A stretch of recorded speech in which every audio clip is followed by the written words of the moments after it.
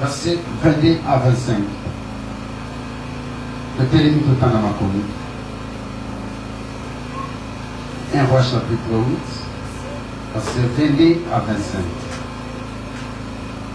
Tout ça m'a commis ensemble, téléma. Supposons la Bible nayo accompagner la version nayo, maintenant on va la version nanga la parole de vie. Amen.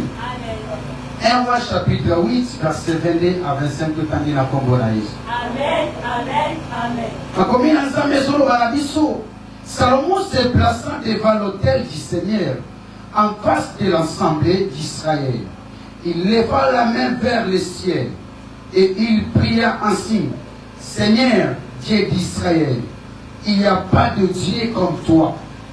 Il n'y a ni d'en haut dans le ciel, ni en bas sur la terre. Tu gardes fidèlement ton alliance avec tes serviteurs quand ils obéissent de toute leur cœur. Alléluia. Alors dit, tu gardes fidèlement ton alliance avec tes serviteurs quand ils obéissent de toute leur cœur. Oui, ça m'a commis ensemble. Parce qu'on a vu que Salomon a télémaki. Liboso de Tumbelo.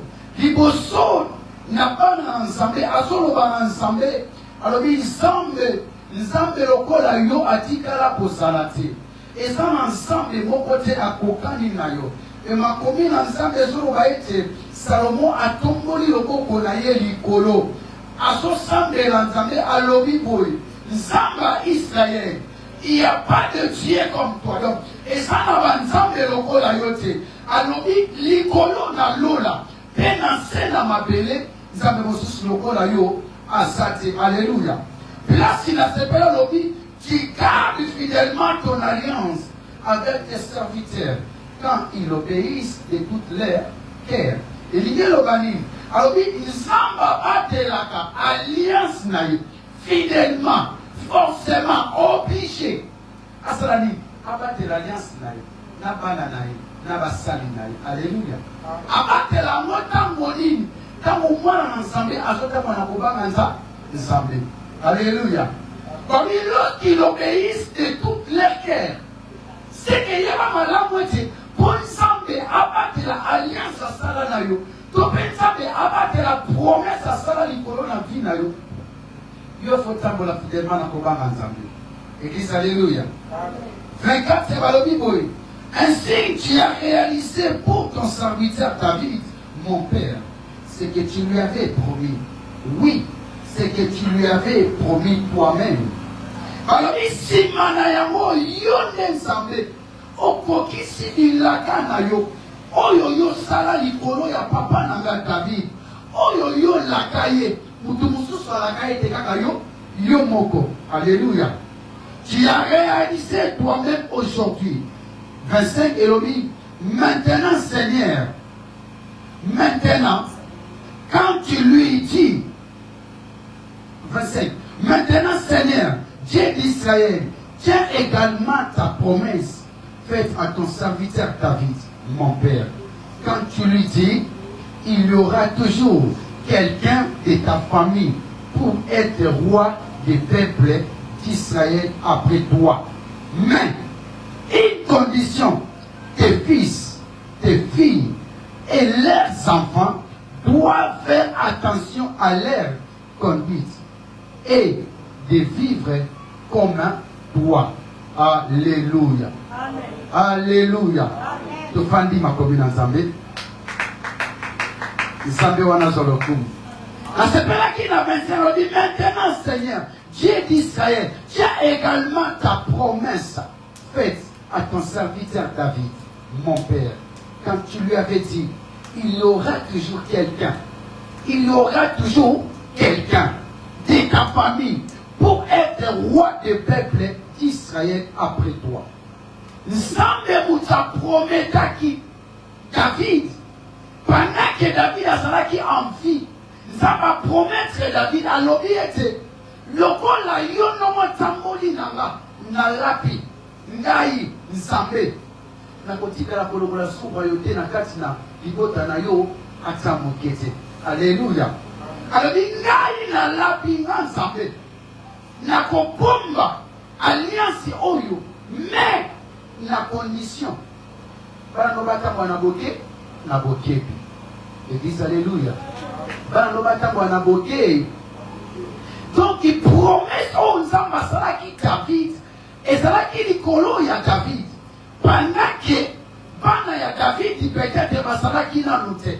Pendant que Bakoko ya David, deux fois Basalaki na noute. Mais à cause ya papa na bango, à cause ya Koko na bango David, ça Basalaki ne alliance. Alors, dit, Banda Lilo. Na kotika na kolongola mokonzi lisusu te na kati ya libota na yo. Yeba yango ti mokole kokufa mokile kosila yo na libota na yo mokonzi akobandaka kobima na kati ya libota na kwa sani kwa konza Israel. Église, alléluia. Kasi Nzamba alobaki na ye na condition belemo moko. Soki bana na yo pe bakoko na yo batamboli na bokebi nyonso pe base conduire malamu liboso na ngai. Alléluia. Lokola yo osali yango tena koboma alliance wana. Alléluia. Mutazobeta lisolo oyo eza lisolo fandi te eza na moment azo invoquer Nzambe ezalaki na ngonga nini pendant que roi Salomon oyo Nzambe ayebisaki David apreparamaki David azalaki prêt ya kozala mutu oyo atongela Nzambe etonga mutu ya liboso. Mais par rapport à la marche de David, le roi azalaki un homme guerrier, combattant, azalaki mutu akotaka na terrain na bitumba, asopa makile belé na vie na ye. Alléluia.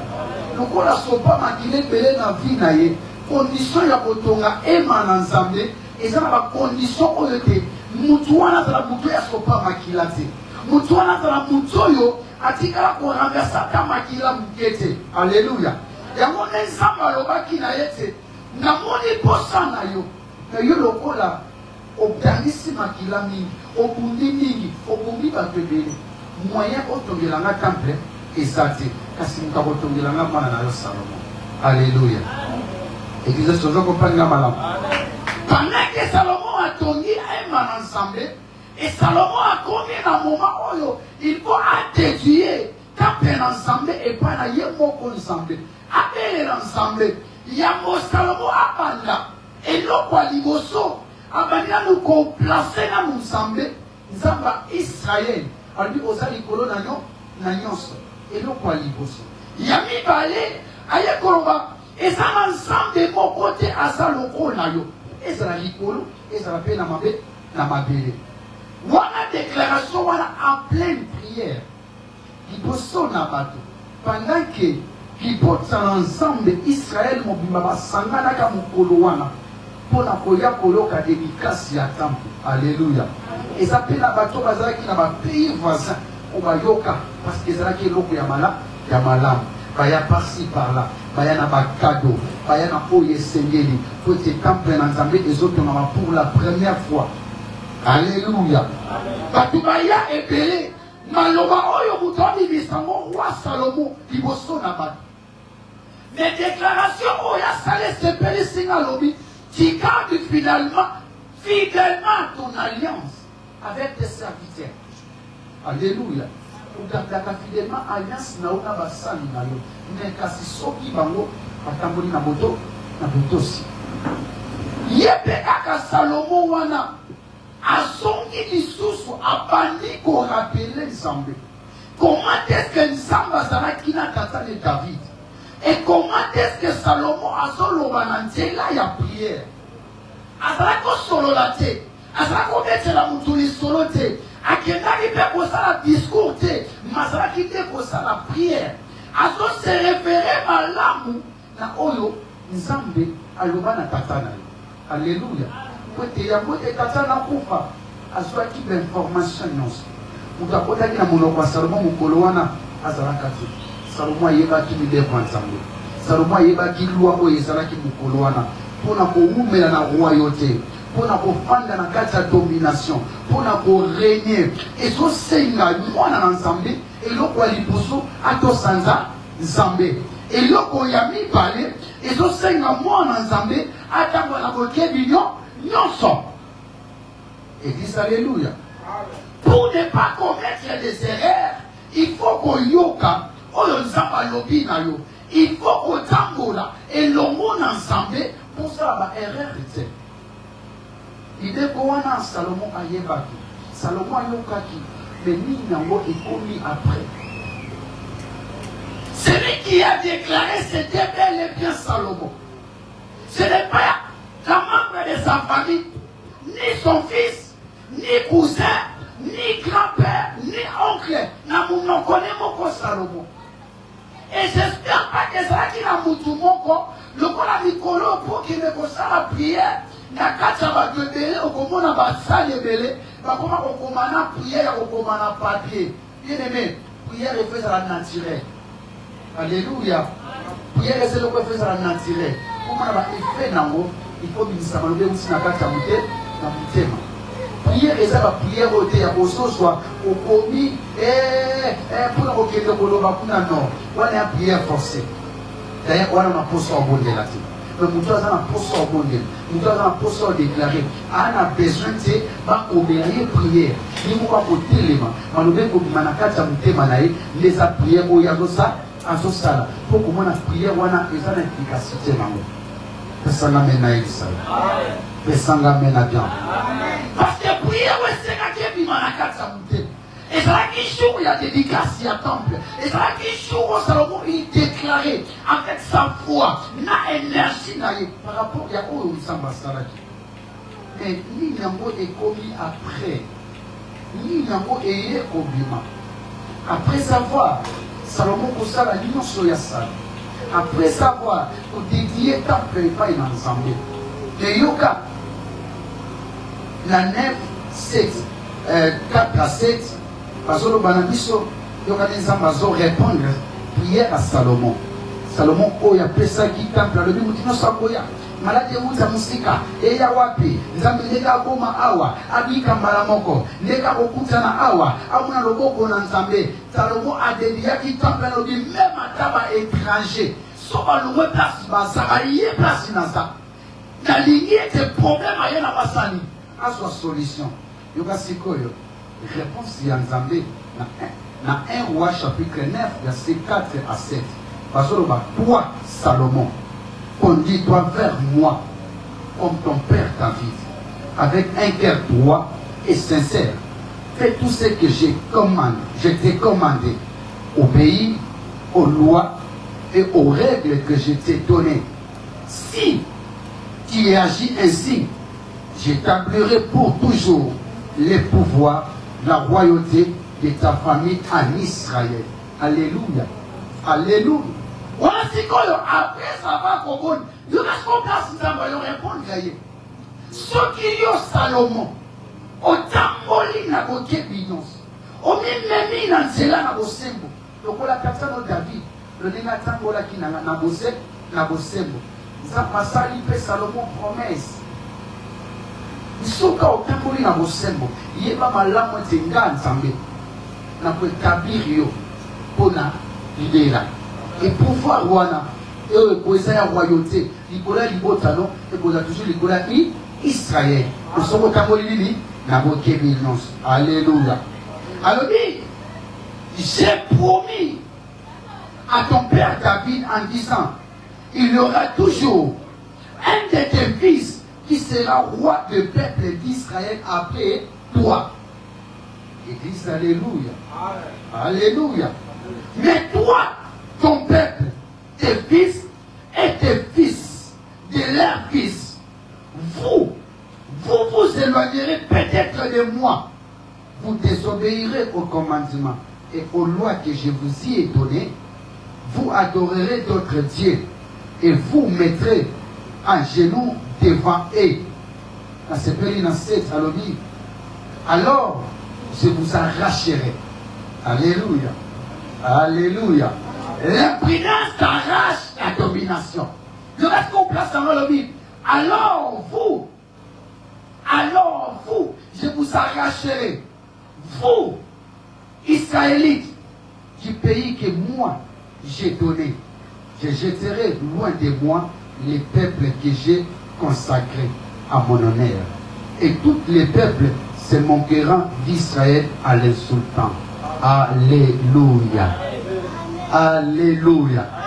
Après avoir fait cette promesse, qui a fait cette promesse? Qui a répondu à cette prière? C'est Dieu lui-même. On le dit, quand on fait la prière, où est sincère?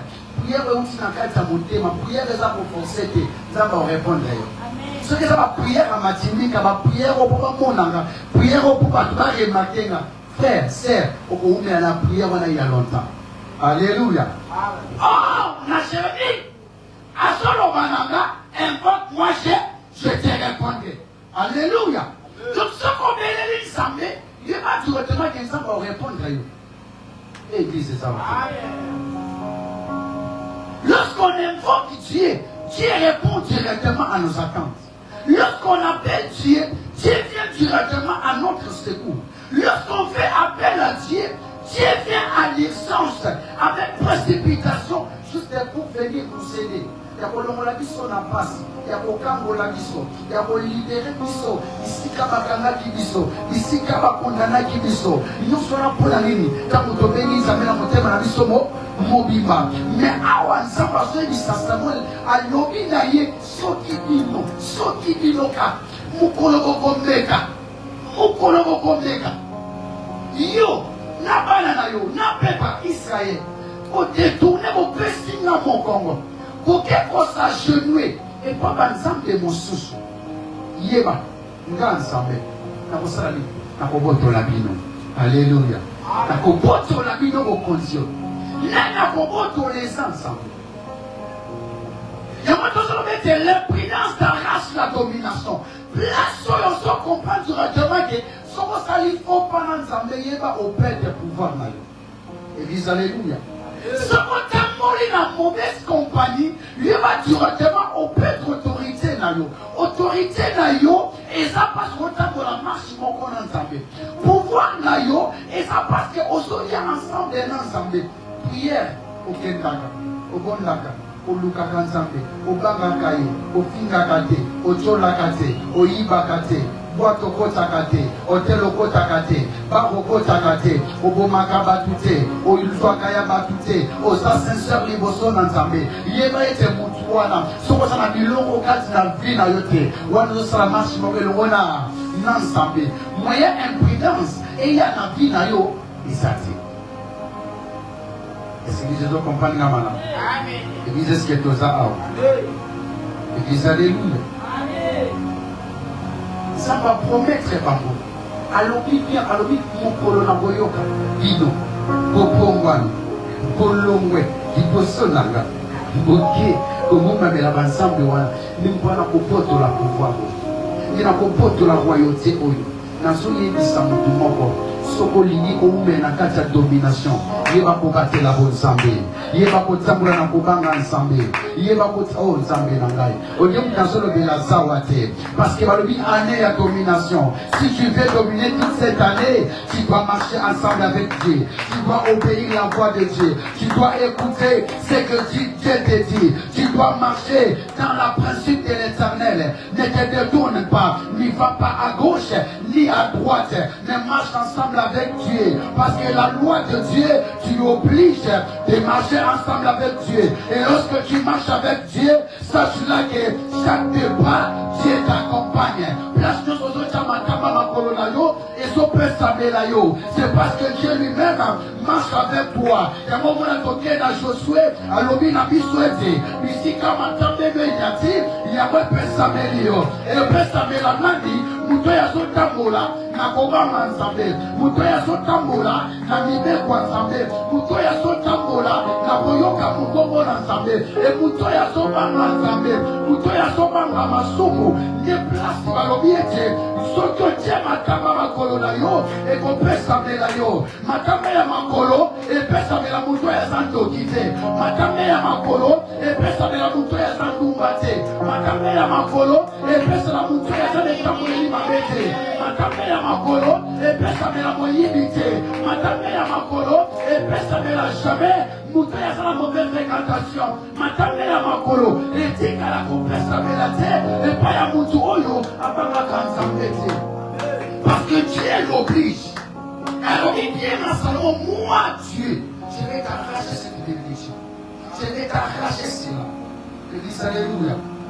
D'ailleurs la gagne ngambo yosi ozanga pesi yo il va kobatela kusanga ngoba jete parce que lobby nous avons la capacité et pour la bien bon matin à l'ongoli au place wana à placer mon mosusu non place yo sokomi et na batu bakoma rapeli boso quand na basala erreur bakotola bango nesenga yo ya kokandisa te que n'entreprise oyo koti yo lokolo fadi wana bamatiso bagrade yo za excellent non on équipe à tout nyonso te et ça juste parce que ngolu ensemble et sopana kikolo ya fina yo pas toi parce que ngolu ensemble et quand la mutua ensemble ngolu ensemble et quand la mutua ensemble ngolu ensemble et quand la mutua yo asa conscient que on a ça de l'eau et ça ensemble ne yo yo et ko permettre yote élévation na yo domination na yo oyeba combattre la mot qui jamais combattre la domination ce qui yo tango na kobanga nzambe te yeba malamu te bakoko tolo yango bako remplacer moto mosusu ata moto ya kanga te mais lokola nzambe asili kopona ye yeba ngole koplacer le place wana namona bato minene kokwea et bazalaki na poussière balokotami baye kokanda na kiti ya bokonzi nyonso ezolakisa nini ngolu ya nzambe eyaki epai ya moto oyo atambolaka pouvoir na nzambe ngolu ya nzambe emonaka epai moto oyo ayokaka mibeko na nzambe azotambola kobanga nzambe letouchablement touche te o nzambe aboyi na kosimba te o nzambe apekisi na kozwa te o nzambe alingi te na osala te nde place ozomona motu wana aotambola malamu azobatela grâce na ye azobatela don na ye yango omonaka ete meme basala nzambe ebele bapeta grâce na bango bazalaki na mafuta bazalaki na bagrâce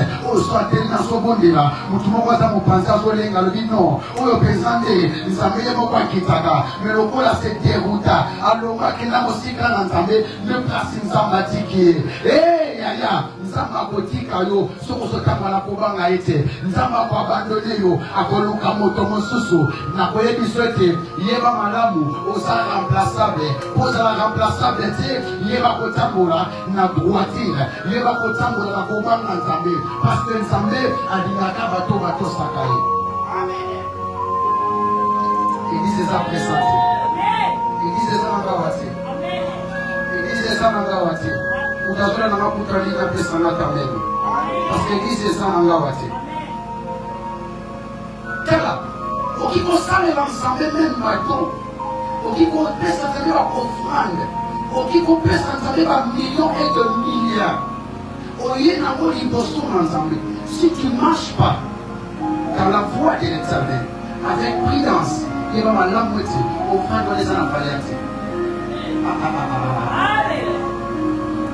yeba malamu ete ofrande wana ekonte te parce que nzambe alobaka na biso malamu ete meme losambo ya moto ya masumu eza makele sikoyo ntango losambo eza makele oyo ofrande nao ezali eza perte liboso na nzambe pendant que moment oyo eza spécial moment ya rencontre ya yo na nzambe mais nzambe alobi ete losambo moto ya masumu eza makele eboko siko ofrande na yo ekoagrie nzambe na nini kaye na be église alléluia alléluia alléluia kaye na be baye kobonzela nzambe bango nyonso babimaki mais pourquoi pas nzambe andimaki bango mibala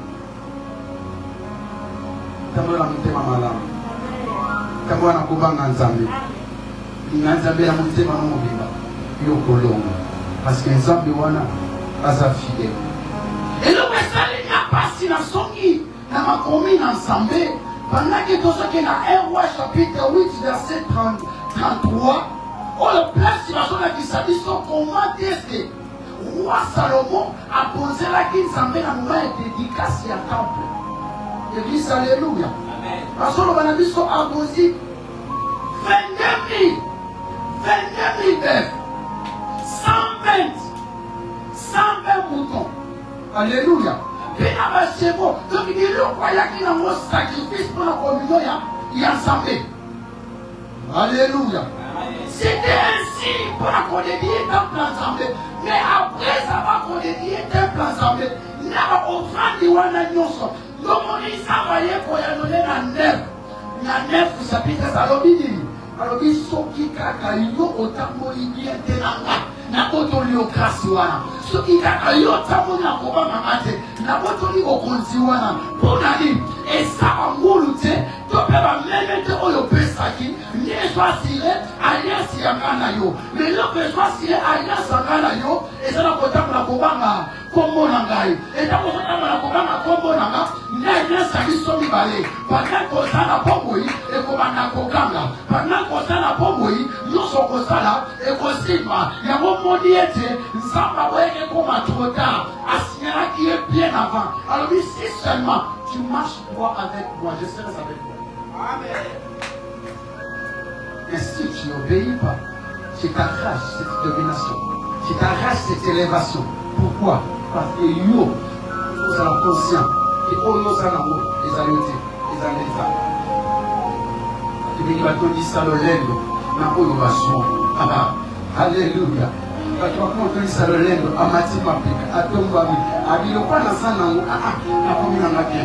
Avant, pendant que seulement c'est qu'on construit temple, seulement c'est qu'on fréquente la prière malamu. Seulement ça qui a caché dans la bateau, seulement ça qui a caché dans la bateau, partager la même foi. Et moi, ça qu'on était, prospérité à ce point salut. Et ça continue pour pouvoir. Église, alléluia. Alléluia. Et tout cela, Dieu n'a pas interdit à Salomon de lui dire la vérité. Ça va bomber la camisauté, c'est.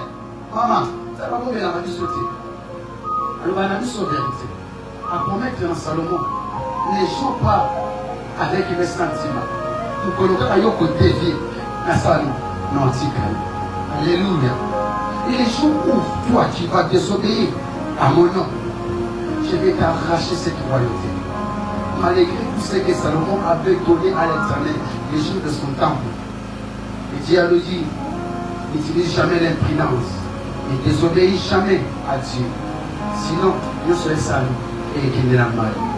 Alléluia. Alléluia.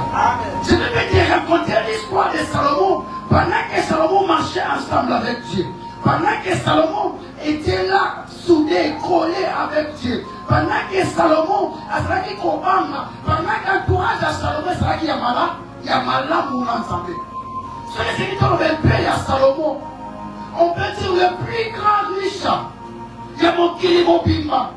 Et le plus intelligent du monde entier, c'était Salomon. Je dis alléluia. Amen. Nathan wanati lelo. Salomon zate. Alléluia. Pourquoi Salomon était le plus riche et le plus sage? Parce que Salomon marchait ensemble avec Dieu. Salomon craignait Dieu. Malgré ses femmes, Salomon ne partait pas à l'extérieur, aller prendre des mauvaises femmes. Salomon s'attachait toujours avec des gens qui ont le même foi que lui. Salomon a été, Salomon est le plus grand riche. Et le Wana Kakate, Salomon a dit les bâtisseurs. Alléluia. Les bâtisseurs. Il a construit le temple de Jérusalem. Et des grands palais. Qui a commencé à construire des grands palais, c'était Salomon. Palais où il autant dans ma commune ensemble, pendant ces temps-là, approche des Aguesaka or. Parce qu'on utilisait toujours des or. Et on les a qui le plus précieux. Et on les a qui le meilleur. Nous sommes seulement ça qu'on construit. Sur la bétonanda Pounaï, au Tikaram Repolé. Donc on quitte le Mora Fanda. Il y a or na or. On fait ça au prix Nibou. Alléluia. Qui a construit des choses, c'était Salomon. Qui a construit les temples de Dieu, c'était Salomon. Mais qui avait cette envie de construire les temples de Dieu, c'était son père David. Mais Dieu a dit non, pas toi, ça va être ton fils. Alléluia. Bien-aimé, dans ce dit Yo mwana, odi ko bénéficier dans l'ipamoli et katana yo. Ce qui t'a dans la qui n'a pas ensemble. Yo ko sa ensemble dans notre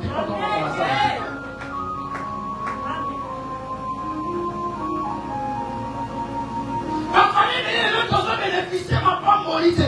Mais quand bénéficier ma malédiction, ma famille na biso.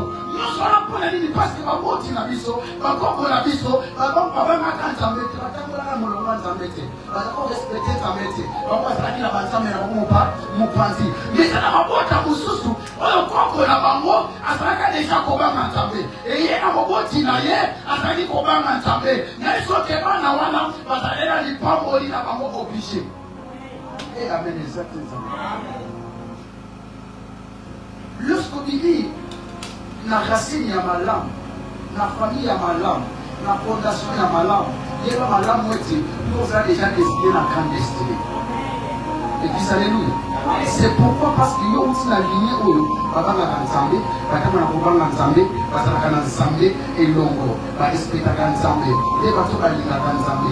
Lignée wana, ce qui est banaka est pas koko na yo, et yé pas bakoti na yo, et pas na yo, yo kobanga te, yo konyo koma libela te, onyo komi na 12 heures, yé ba na 14 heures, Nzambe na kotombola yo, pour na nini po, lignée na yo, et ça lignée bato yo, parce qu'on obligé pour pas se relever, parce que descendant na yo, place yo outi, Nzambe déjà promettait quelque chose, bato batambola na Nzambe, ba masabiso na promesse, oh Nzambe nanga, ba masabiso na promesse na Nzambe, promesse na Nzambe, likolo ya bana na ye, Yesu nanga ye, asoba bananga na makomi na ye te, je connais les projets que j'ai formés pour vous, les projets de paix et non de malheur, et l'igno l'obandini, c'est que oya tambola na Nzambe, ye na mutu na ye, tika nyoko mana tongo, tika nyoko mana midi, mais na butu, o se kayete, parce que oh Nzambe nanga, yasa na lignée, yabate koma dominer, yasa na lignée,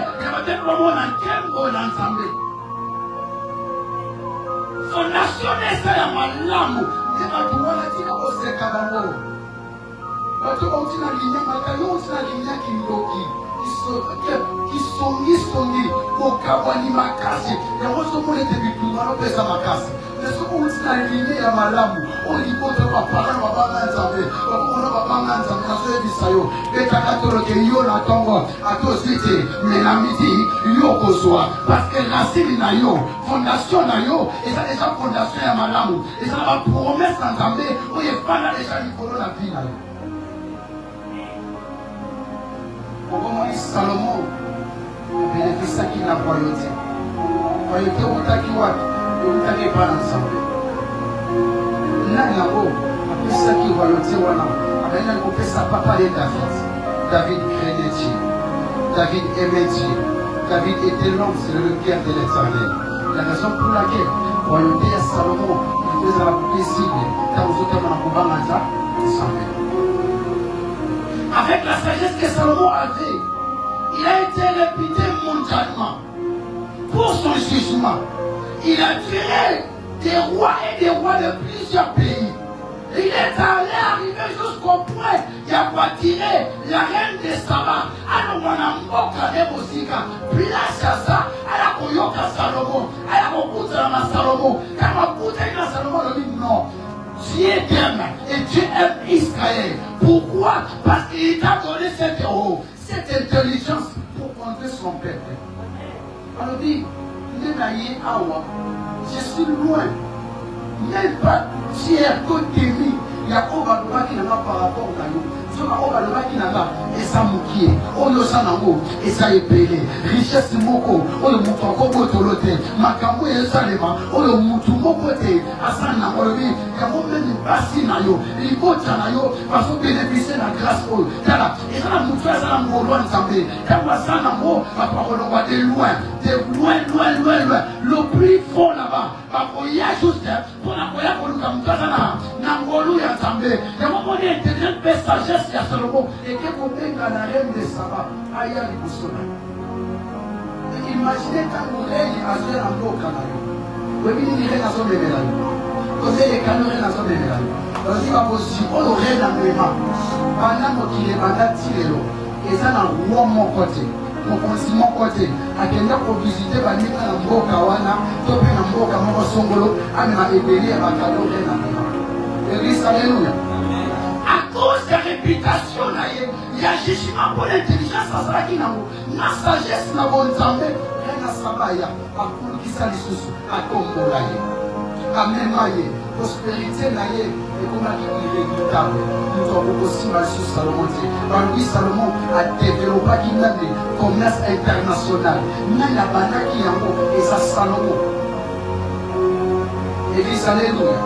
Salomon fait le commerce du monde. C'est énorme et enrichi le délai. Et enrichi le peuple ensemble.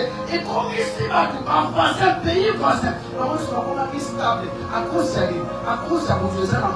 Israël. Il y a un qui ça, Salomon. Église, alléluia. Et maintenant, si vous avez un problème là-bas, vous avez une solution. Il y a une intelligence et sagesse de Salomon. Parce que Salomon, à sa qui n'a pas eu les mots, c'est extraordinaire. Parce qu'on peut juger ma camoulaye, Salomon, c'est là qui est indifférent là-bas. Salomon, c'est là qui n'est pas là-bas. Salomon, c'est là qui n'est même pas pour ressembler. Au moins, il va y avoir qui gagne. Mais dans Salomon, la sagesse et l'intelligence, et c'est là que nous avons qui gagne. Parce que nous, nous est ensemble. Vous n'avez pas tatanaye, et qui dit pas naye, et qui a pas de mais l'homme, et ça n'a pas passé. Salomon a eu au lac, après ça va qu'on bénéficie. Au pays, mon qui va aller par et d'autres. Baya ko visiter yo, baya ko yo kaba témoignage na yo, baya ko comprendre. Mais Salomon, l'homme le plus intelligent, et là comment pas tu peux être le plus intelligent, tu peux être le plus riche que tout le monde, mais sache là une chose, tu ne peux jamais être le plus intelligent que Dieu. Ça ne va pas voler. Tu ne peux jamais être le plus intelligent que Dieu, et tu ne seras jamais plus riche que Dieu. Et donc, on m'a dit Salomon, m'a foutu, m'a dit Salomon. On m'a dit, m'a foutu, m'a dit. Salomon m'a dit, m'a foutu, c'est parce qu'il se voyait déjà l'homme le plus riche, l'homme le plus intelligent. Tiens, messieurs, aide-toi. Il y a quelqu'un qui est plus fort que toi. Il y a quelqu'un qui est plus riche que toi. Voilà qui s'organise. Comme il m'a dit, pour les qui, sur le sang en haut, battez la vie en haut, madame. Mais si on pratique la prudence, nous avons encore tout le monde. Mais vous pouvez seulement le dire, ah, on a suivi la boue qui nous rien de ça va. Alors, comment aussi la Kasaraki, ailleurs, on a suivi notre maison, on a beaucoup de lobby. Maintenant, je n'aime pas tes. Il y a un plus loin, si ma moquille, si ma notolie, aussi ma déroulée, aussi ma déroulée, aussi ma jamais on m'a payé ça. Et nous faisons monter mon place. Salomon a réputation non seul. Salomon a construit non seul. Salomon est de la maille non seul. Ok, possible à les interdire. Ok, pour l'ouganer Salomon. On s'adopte l'entourage jamais. Entourage de ça à la route. Oui, je suis là pour me la carte d'imprudence. Salomon sagesse me dévoile. Il fallait intelligence pour que sagesse à Salomon. Est-ce qu'on a rappelé que le Seigneur Dieu t'avait dit les jours où toi tu vas désobéir à l'Éternel, c'est ça qui va t'arracher leur royauté. Alléluia. L'intelligence à Salomon place souvent le col et comment il a caché à petit et comment il a excès des ailes et comment il a caché à commis mola que je suis supérieur que tout le monde. Place l'intelligence à Salomon et à qui. Autant à 1 roi chapitre 11, verset 3, verset 1 à 3. Il va placer Salomon avec ici. Aussi, ma madame, il va la simbater. Dans la version parole divine, il y a un abusement, il accompagne là. Le roi Salomon aimait beaucoup de femmes étrangères à la place de Salomon. Et roi chapitre 11, verset 1 à 3. Alors, le roi Salomon aimait encore beaucoup de femmes étrangères. Encore beaucoup de femmes étrangers. Et d'abord, les filles du roi de l'Égypte. Dans la place où ils ont écarté. Pendant que le peuple a eu la vie. Pendant que le peuple a sorti son bamboula na bamboula. Na krati, la captivité. Mais le roi Salomon, nous avons commis la maïenne, on a commis la sagesse, on a commis la mongue belée, on a commis la supérieure collègue ensemble. On a commis la étranger. On a commis ça quand on a été. Église, alléluia. Mauvais entourage, t'arrache l'élévation. Mauvais entourage, t'arrache la domination. Mauvais entourage, t'arrache ce qui est de toi. Ce que Dieu t'avait mis entre tes mains. Mauvais entourage, te l'arrache. Alors il aimait encore plus de femmes étrangères. Après, moi aussi, il y a roi Égypte. Il y a plus de femmes moabites.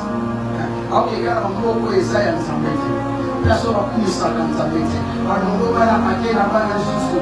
Il y a Ammonite. Alors, on va aller à Jésus na Domite. Alors, on va aller à Sidonie. Alors, on va aller à Haïti. Donc, parce qu'on y a commandé qu'on soit. Et ça passe au yo. Maintenant, on a un programme en santé. Parce qu'on va s'amener même une semaine à Israël. Au moins, entourage. Là, c'est pas bon pour la mission. Il prend pour la mission. Élise, encourage à mater. Et si pas là, étoile là. Encourage à mater. Et ça, c'est pas étoile là. Et c'est pour faire grâce là. À cause de mauvais encourage. Et pourtant, et pourtant, le Seigneur a dit aux Israélites, ne vous mélangez pas avec des gens de ce peuple-là.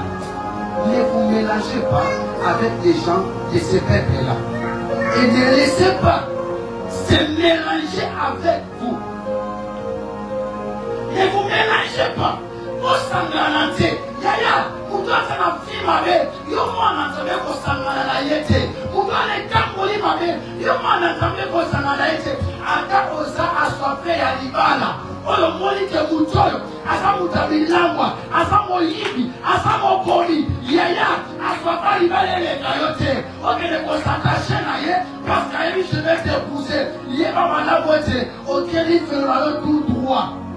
Parce que mon temps m'appelle les mauvaises corrompent toujours les bons. Mais par le but c'est que les bons corrompent les mauvaises. Alléluia. En toi qui dis ça, la bien-aimée, fais attention avec qui tu marches. Fais attention avec qui attache-toi. On s'attache à nous. Est-ce qu'il y a une Zambé? Est-ce qu'il y a une Zambé? Est-ce que vous m'avez mis dans la vie de ça? Afin de Zambé, pourquoi? Parce que Dieu a soifé. Il y a dit, ah là, il y a une chose que vous avez dit. Il y a une chose que vous avez dit. Ok, nous cabana. Si nous n'avons pas la ligne, parce qu'on s'est soifé à Mana, la police Bissalo fait beaucoup plus attention. Parce que Zambé à l'Ola, à Yébio, il ne t'a pas oublié. Des fois, je reste à mon poste. Il savait pourquoi. Ceux qui n'ont pas pour moi, c'est que Zambé est bien. Et moi, je dis, à ta fois, je reste à mon poste. Et c'est dans tout j'entends toujours ce que Dieu a dit de ma part.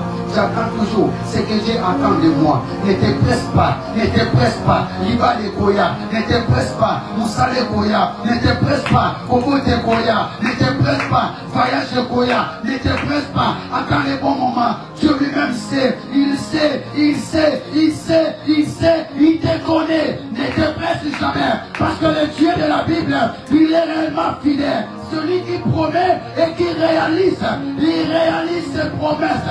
Il n'y aura jamais une autre Dieu qui sera comparable à notre Dieu. Sois calme là où tu es. Dieu te connaît.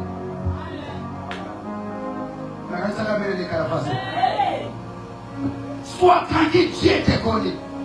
Il sait comment tu es. Parce qu'on va la mission de Jésus par le dit. Ne vous mélangez pas avec eux. Alors dit, sinon, ils vont vous entraîner à adorer leur Dieu. Si vous parlez là-bas, si vous lisez là-bas, on va vous entraîner pour me s'enzamer là-bas. Alléluia. Ils vont vous entraîner d'adorer leur Dieu. Mais Salomon s'attacha à ce peuple parce qu'il aimait les femmes de leur pays. Ça va pour que les jamais va la Bastiwana. Pas égyptien, pas moabite, pas sidonien, pas amosi, nous sommes en Baboya qui bango. Mais Salomon a commencé à dire, pas na basi à bango kawana, puis de ata au moli boitala. Indien ensemble n'a jamais ensemble. Indien, avant de la jésuité. Musulman, avant de la jésuité. Ne vois pas pas parce que à ce pays dans le tinier bien. Et on a bandé qu'on a vu ça témoin de Jéhovah. Ce qu'on savait m'ensemble là témoin là et ça t'est.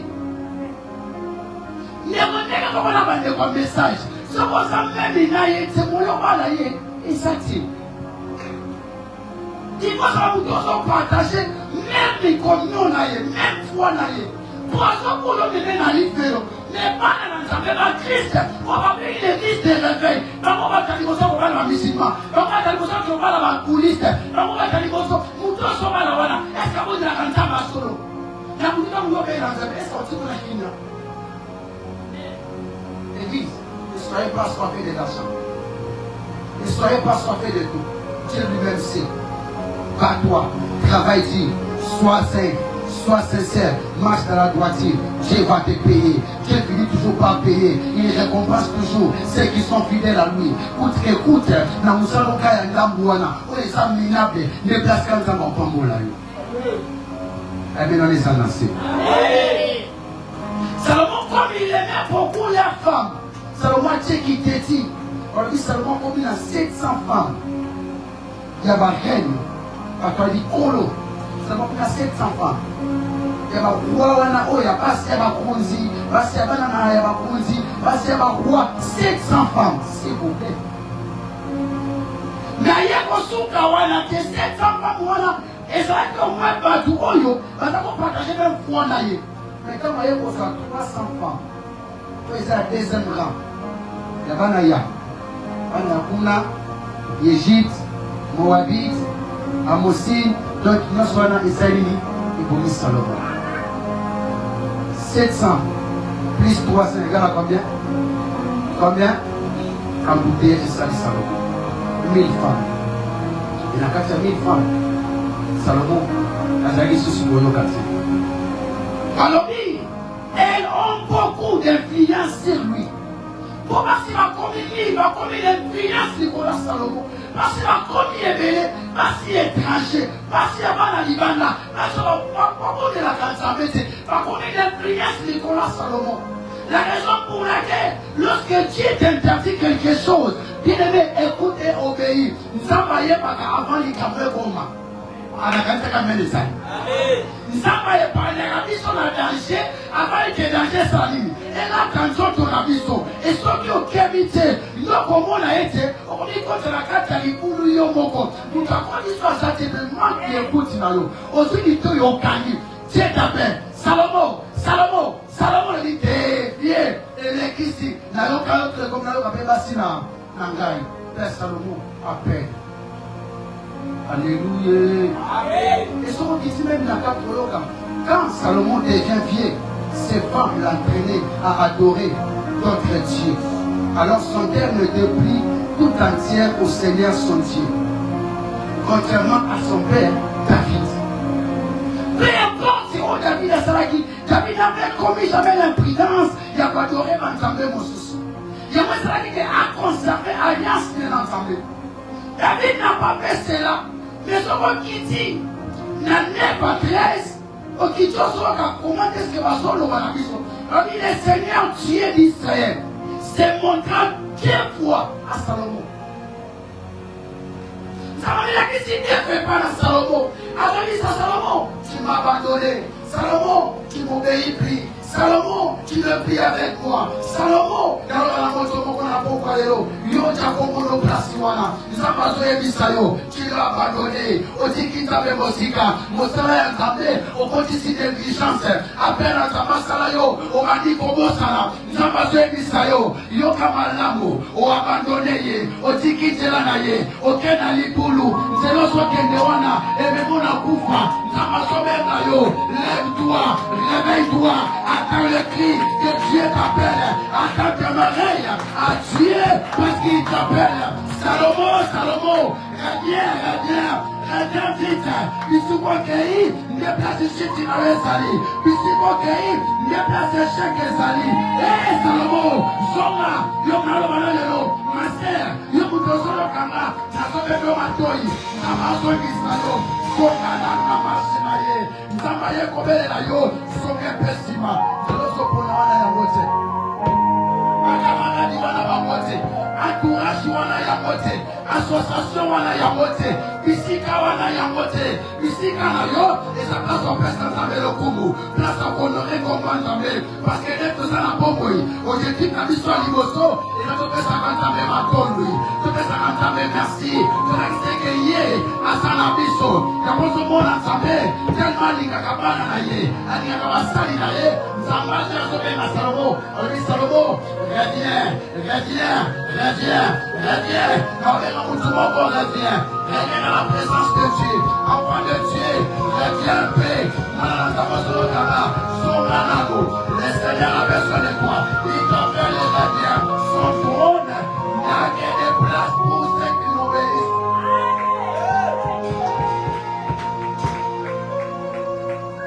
Trône ya Nzambe, ezala bisika ya bato kabatosaka, ya bato babangaka Nzambe, ne bisika ezali, place babala eza, place kokote eza, place mosala eza, place voyage eza, place kine ezali, place esengo ezali, eza na trône na Nzambe, e place wana eza na bato oyo batango na kobanga Nzambe, eza na bato oyo bayoki mongongo na Nzambe, basomi lisusu nsima, ne place Nzambe, asobenga Salomo, reviens, reviens, kundo bandi kosala mabe, songelanga, mwana na Nzambe, songela Nzambe, parce que le moment est là, Dieu t'appelle, yango tokunisa nyonso, Nzambe ekobendo matoi, yango pende grâce na yo, Nzambe ekobendo matoi, yango kweya, Dieu te réveille s'il te plaît, réveille-toi et reviens, parce que l'Éternel a besoin de toi.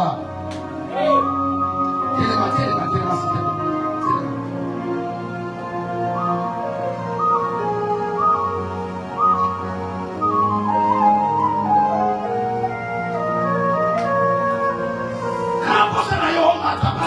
On va prier, je finis déjà par là. Et ma vie, je suis connecté parce que là, on va monter.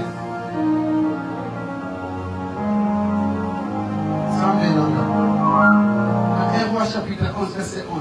Alors il dit, qui agit mal, qui ne respecte plus mon alliance, ni l'autre que je t'ai donné. Alors, je vais t'arracher la royauté que je t'ai donnée. Je vais t'arracher la royauté. C'est là que Dieu dit, je vais t'arracher la royauté. Je vais t'arracher cette royauté. Ferme tes yeux s'il te plaît. Pourquoi on veut t'arracher cette domination? Pourquoi on veut que tu restes toujours là? Pourquoi tu demeures comme ça? C'est parce que toi, tu n'obéis plus à la voix de l'Éternel. Et pourtant, Dieu t'avait promis les jours dans lesquels toi tu vas te détourner. Les jours où toi, tu vas tourner le dos à l'Éternel. C'est les jours-là que tu vas tout perdre. Dieu avait bien prévenu et Dieu te dit, avec la domination, si tu veux dominer, marche dans la prudence. Ne sois pas dans l'imprudence. Parce que l'imprudence augmente l'orgueil. L'imprudence met la petitesse. L'imprudence déconseille les hommes d'obéir à la voix de Dieu. L'imprudence nous éloigne de la présence de Dieu. L'imprudence nous envoie à faire le contraire de ce que Dieu désire en nous. La raison pour laquelle Dieu t'appelle, ma fille, mon fils, reviens. Si tu agis mal, je vais t'abandonner. Si tu agis mal, cette année de la grâce, toi tu ne vas pas vivre cela. Cette année de la domination, toi tu ne vivras jamais cela. À cause de quoi? À cause de l'imprudence. Mauvais entourage t'entraîne toujours à perdre ce qui est le plus important de ta vie. Entourage Charabé et mon fils Salomon. Parce que Salomon, elle est liée à quatre imprudence. Les entourages Charabé, parce qu'on a commis l'imprudence Nicolas. Comme il pendant que Salomon est devenu grand, il est devenu vieux. Et ses femmes commencent à l'obliger. Et donc on va venir là, ensemble là-bas. Qui c'est donc? On a commis qu'on permette à moi de l'ensemble de vos sous. Salomon, non, impossible. Pendant que je lisais, je me tournais fortement. Comment est-ce qu'un homme comme Salomon peut faire ce genre de choses avec tous les miracles qu'il a vus pendant qu'il est avec Dieu? Bien-aimé, il avait même la réponse dans le moment. Il avait même une imprudence dans le moment. Il avait même une achète dans le moment. Est-ce que comportement, est-ce que ta molérie, entourage dans le moment, comment il y a un intérêt, place il osa, ton entourage. Salomon perd. À cause ici, tu vas pouvoir y amaber. Il y a tellement de points. Si je peux citer des points par laquelle Salomon a perdu, qui va avoir mal au cœur. Pendant que Galates chapitre 5, verset 7 à 8, il me rappelle, vous pourrez bien, mais qui vous arrêtez? Qui vous empêchez d'obéir à la vérité? Yo, ça qui m'a bien. Yo, ça qui la bien. Yo, ça qui n'a pas m'entendre. Tu savais bien l'éternel. Qui t'a empêché? Qui t'a empêché? Qui t'a arrêté, bien-aimé? Et comment s'arrêter? Tu ne sais pas que cet esprit ne vient pas de Dieu. Nous avons la question pour moi. J'abandonne les de l'éternel. J'abandonne parce qu'on m'a beaucoup parlé du mal. Est-ce que tu fais pour quelqu'un? Que la personne rappelle les bisons. Que vous arrêtez. Parce que vous courez bien. Tu avances bien. Yo, mon taliboso. Pendant que qui t'es au banda. Avant qu'il t'ait banda, tu étais la bonne personne. Mais là, comment mon tasuka? Pourquoi? Qui t'a arrêté? Grâce à cette question, qui t'a empêché? Tu courais bien, bien-aimé.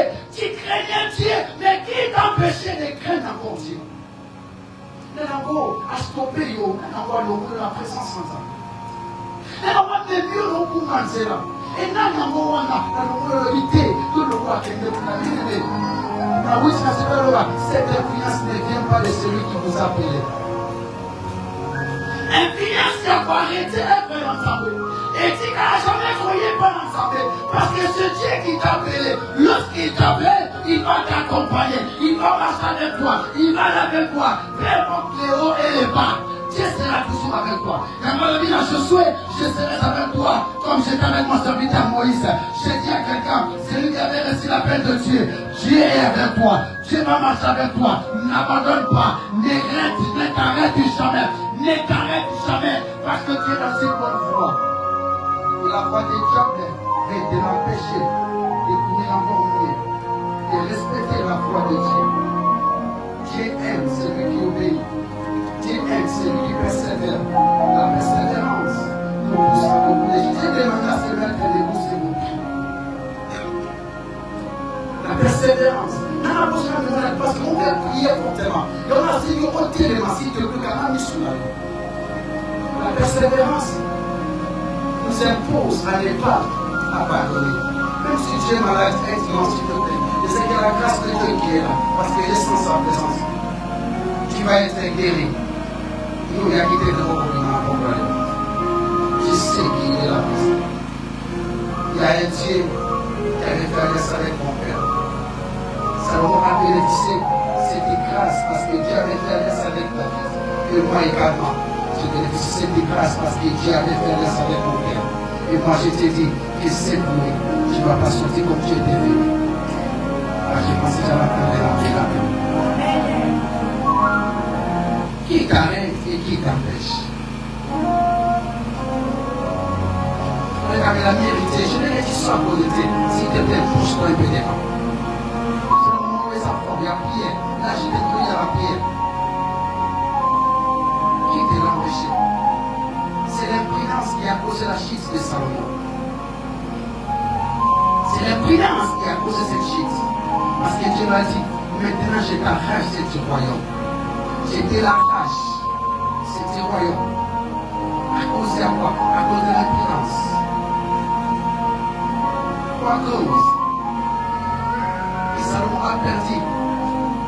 Après avoir s'engagé avec des mauvaises personnes. Après avoir s'engagé avec une mauvaise entourage. Salomon a perdu la faveur de l'Éternel sur sa vie.